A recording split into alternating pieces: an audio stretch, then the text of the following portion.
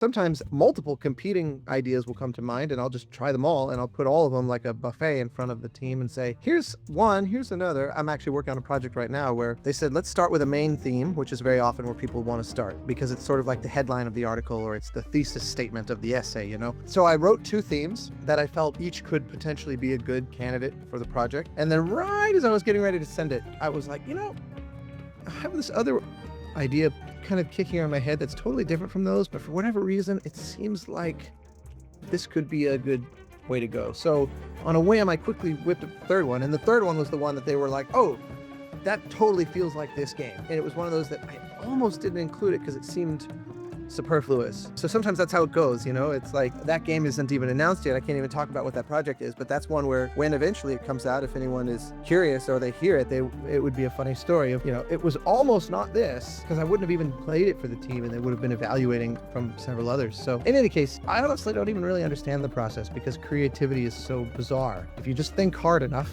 something that doesn't exist starts to exist. It doesn't really logically make sense to me how that should work, but somehow I've been conning my way through that process for the last 20 years, so no one's discovered my imposterness yet.